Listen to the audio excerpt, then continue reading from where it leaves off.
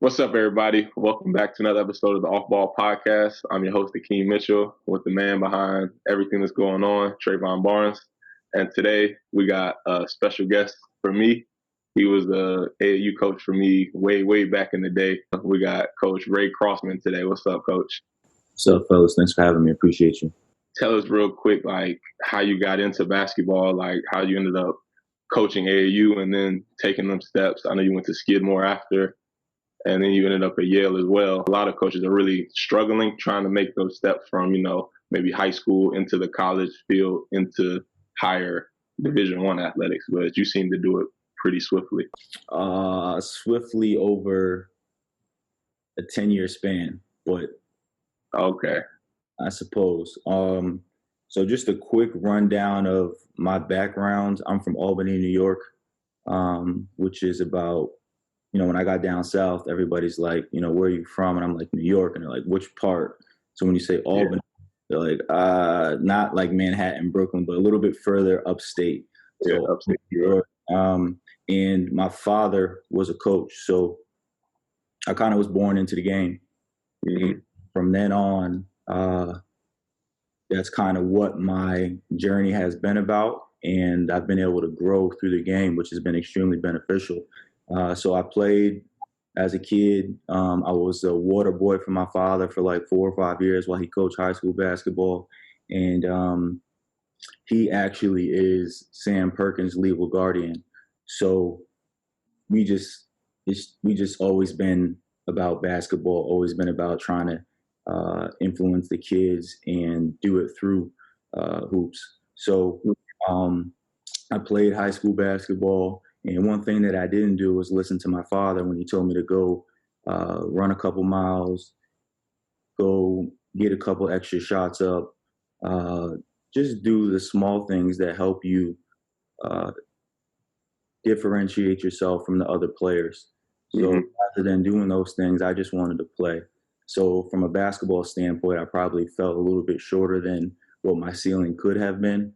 So I went from SUNY Cobleskill to just taking a few years off and trying to figure out what exactly it was that I wanted to do. I think I always knew it was going to be about basketball. I didn't necessarily know that I wanted to be a coach.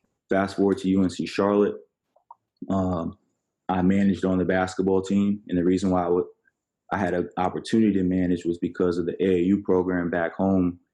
In Albany, the president's name is Jim Hart. So along this journey, it's always going to be about who you know and who's in your network and who's willing to make a call for you. So when I got down to UNC Charlotte, he made a call to Des Oliver and said, hey, I got a young man who would be great for the position. You guys should take a look at bringing him on board. And I was able to acquire that manager role. And then I went from that manager role to where we met with MB1. So I was able to meet Coach Ligon and have the opportunity to come on board and help you guys and learn and build my network and build my experiences. You always stuck in my head specifically because you would always preach, make sure you guys are getting up extra shots, make sure you guys are coming in the lift early, make sure you guys are doing extra sprints or miles or whatever. You were always preaching that to us, even at that young age. But it's because that you went through that you didn't want to see us go through it as well. So that's one reason why I've always tried to keep in contact with you and just keep on talking, because I already knew you actually cared about us and actually getting better. I'm trying to give you guys all the things that I now have that I didn't follow through with or I didn't approach correctly, because at the end of the day, nobody's doing anything that anybody else can't do. You just got to do it. You got to be physically and mentally tough enough and motivated enough to accomplish whatever it is that you're trying to accomplish. And sometimes you might not accomplish, but at least try to reach your ceiling, because at least if you get to your ceiling, then you can look back and say, all right, well, I gave it my best. And from the shortcomings, you're going to be able to grow, and there's going to be more opportunities somewhere. My father happened to he worked at Skidmore as an equal employment officer. And the head coach there, his name was Joe Burke, who came from Cornell. And when Coach Burke came from Cornell, my father was kind of like someone that Joe could confide in, because my father he's just a experienced, respected, OG who knows how to do things the right way. So they had built some rapport. And before that job had opened up, my father had reached out to me and said, you know, you need to reach out to coach, let them know who you are, et cetera, et cetera. So when that job opened up, I was able to get that job, and then get my foot in the door at the college level. The relationship that coaches have to their players could be similar to like a parent to child relationship. Like coaches have went through the grind of being an athlete or just the grind of coaching, and they've learned so much. And it's like your duty as a coach to teach them from your mistakes. And the coaches that are willing to, you know, to let their players into their lives, like it sort of helps us, like, you know, relate to the coaches and help us get confidence about a situation we may be going through, whether it's on the court or off the court. So that's definitely, I feel like, needed in all coaches at all levels, all sports. It comes with the ability to relate and the ability to build trust and just the ability to be honest. But there's many coaches who don't know how to do it because it's just not a natural thing. It's hard for some guys to have that trust or allow them to be coached a certain way because they're not able to build that loyalty and that respect. And some guys it comes natural to. So for me, I'm going to be 100 with you from day one. Like, there's no, well, it depends on the kid, right? Like some kids you're going to speak to differently. Some kids you're going to know that you can be a little bit closer to. But whatever the medium is of that relationship, I'm going to give you whatever I feel that I can give you. And then as time goes on, obviously, you would hope that the relationship gets stronger where you can be more forthcoming with your thoughts and your views and your opinions and say things a certain way.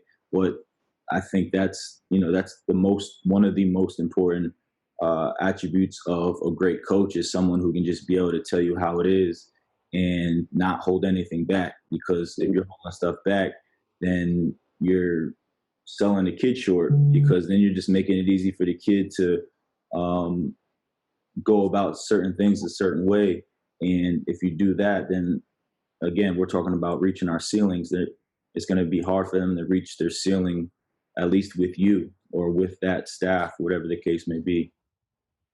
It's all about the actual development and just trying to make the next person better. That's just in life as well. Just if you can try to help other people get to where they're going as you're still pursuing your dream and journey, then it's only going to come back to you. You know, it might not be today, it might not be tomorrow, but it's going to come back. There's nothing but positivity for you. Like, what made you stop working at Yale? Like, what made you go ahead and take that next transition into where you are now? Yeah, when I was a younger cat and we had first met, and I decided I want to coach college basketball at the highest level, I didn't really know what it entailed and know how to get there. I didn't know what it looked like when you get there. And I just didn't know from an overall aspect of what it was. So on the journey from getting the Division III job, a lot of experience, getting the Yale job, a lot of experience, and just having time to mature and really continue to find myself. And then the pandemic.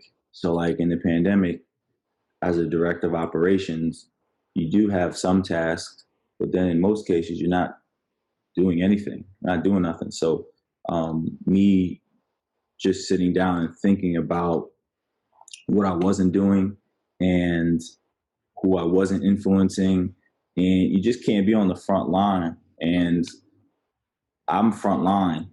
Like I want to be in the mix. I want to be able to call people, families, kids. I want to be able to go to AAU tournaments, high school tournaments. And I just felt very restricted. And I felt that with my gifts and abilities, I wasn't fulfilling what God had envisioned for me. So all these steps were great. But in the pandemic, again, there was a few things. And one of the main factors was I didn't feel like I was influencing enough kids. And this day and age, 2020, kids need more guidance than ever, especially young kids who hoop, because there's so many kids who just see basketball. And how many people go to the league? 0.1%. Like there's so many guys who hoop. And then what what are we doing after basketball? Or what are we doing during basketball? So that we can figure out and have a plan and be prepared for when it stops.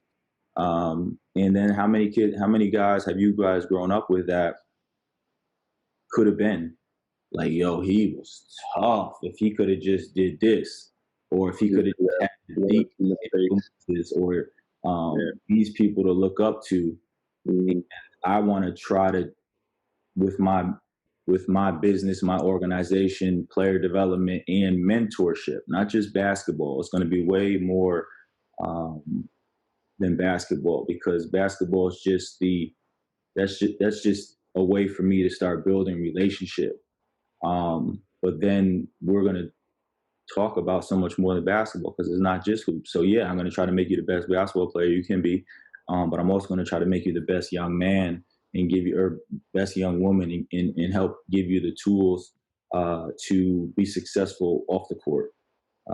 And I think that if college basketball is still, if that's still the goal, I think I can get there with what I'm doing now. You really have been so limited that if we're not thinking, if we're not growing, if we're not trying to get better, that we're moving incorrectly. So I saw a vision to move back to Charlotte, where I really enjoy living. I felt really good about being my own boss and moving at the pace of my own drum. And I felt really good about betting on myself. And a reason is because of all my experiences and who I am. So it's either like I could lose or I could win, but I just don't feel like, I can't see a scenario where I lose. Real quick, can you just give us your own personal elevator spiel about your business, like the name, quick little summary, who you're training, all of that, real quick. Just go ahead, shout it out. Yeah. So the name of the business, so it's really Rey Crossman Enterprises, and the reason why it's enterprise is because I wanted to be more than basketball. I want to do camps. I want to do clinics. I want to do community service. And I don't know what the rest of it looks like yet. So I just wanted to have an enterprise, because I want to do much more than just basketball at some point. Again, I'm 33. So like when I'm 43, I'm sure basketball is going to still be extremely important to the brand, but I want to be doing other things that we're able to influence the kids and really make an impact on the community, whether it be Charlotte or wherever. And then Crossman Basketball is under the umbrella of Rey Crossman Enterprises. It's Rey Crossman Basketball and Mentorship. So we're really just trying to teach kids how to play the game the right way. And obviously you need to have the skill, but at the same time, you need to have the IQ and the knowledge and the confidence to really transition to whatever your next level is. Also offer college recruitment advising. We also offer film study, and we work with teams. And I don't know how the entire business looks right now because it's so young, but I'm sure it's going to umbrella to a ton of things, and I'm really looking forward to it. My social media is at Mr. Crossman, so nothing Crossman Basketball, but at Mr. Crossman, MrCrossman.